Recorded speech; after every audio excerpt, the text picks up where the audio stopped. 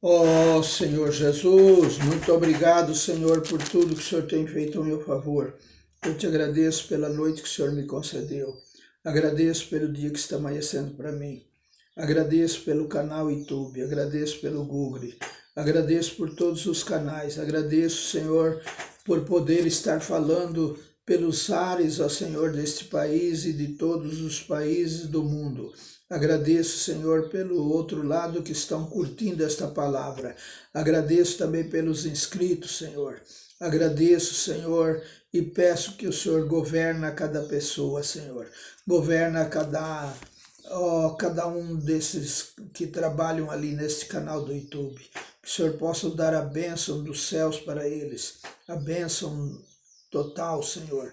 Abençoa também, Senhor, o governo desta nação. Que o Senhor possa também governar, que o teu governo esteja sobre ele e que nós possamos sair dessas crises que nós estamos, Senhor. Muda esse país, Senhor. Dá graça aos pais de família que estão desempregados, aqueles que muitas vezes possam estar passando fome, Senhor. Vai com eles, ó Deus. Tenha misericórdia, Senhor, e supre a necessidade de cada um. Eu entrego tudo nas suas mãos, Senhor. Bendito é o teu nome. Bom dia, irmãos.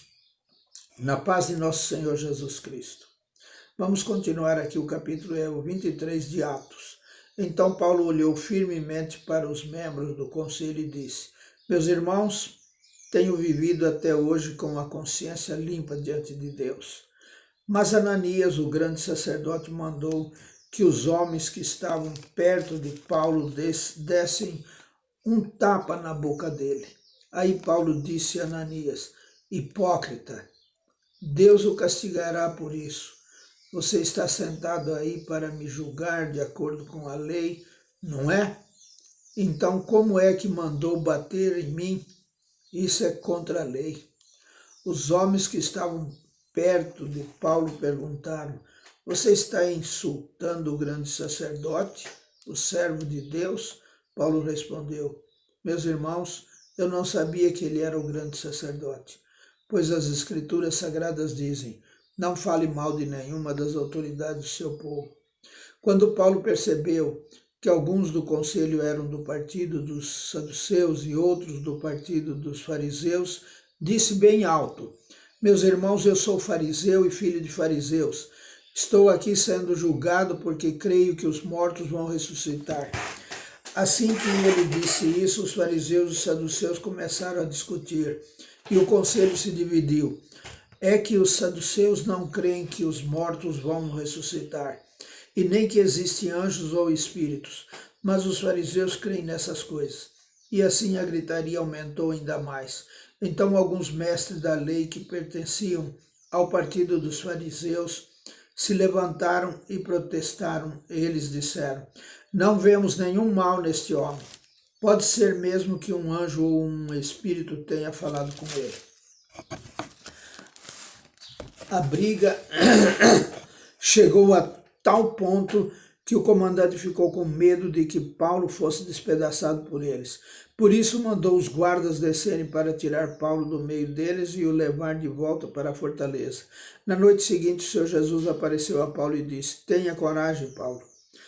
Você falou a meu respeito aqui em Jerusalém e vai falar também em Roma. O plano para matar Paulo. Na manhã seguinte, alguns judeus se juntaram e juraram que não iam comer nem beber nada enquanto não matassem Paulo. Os homens que combinaram fazer isso eram mais de 40.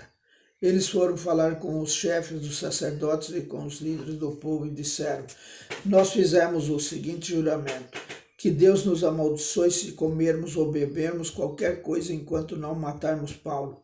Agora vocês e o Conselho Superior mandem pedir ao comandante que traga Paulo aqui. Digam que estão querendo examinar melhor o caso dele. Então, antes que ele chegue, nós estaremos prontos para matá-lo. Mas o filho da irmã de Paulo ficou sabendo do plano. Ele entrou na fortaleza e contou tudo a Paulo. Então Paulo chamou um dos oficiais e disse: Leve este moço ao comandante.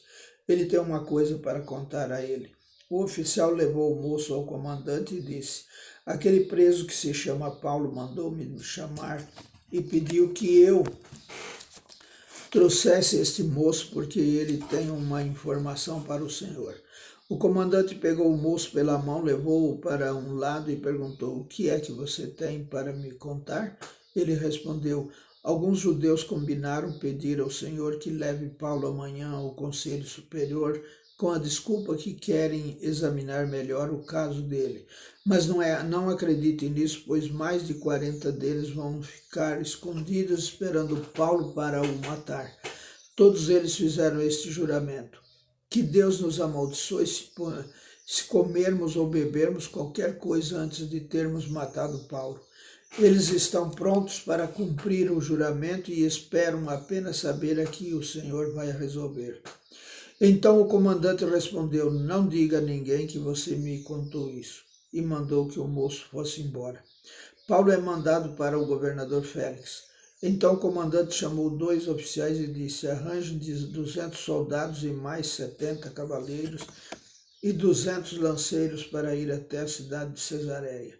Estejam prontos para sair daqui aí às 9 horas da noite.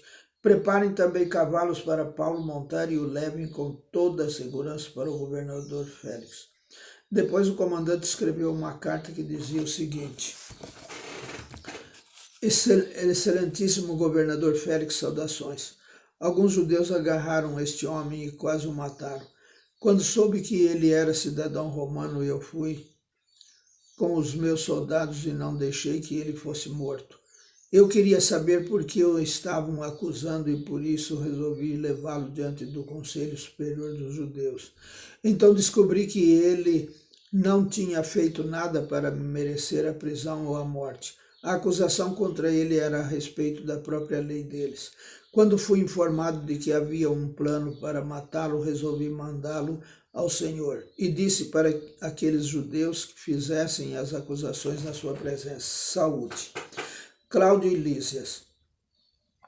Então os soldados cumpriram as ordens. Pegaram Paulo e o levaram durante a noite até a cidade de Antipátride.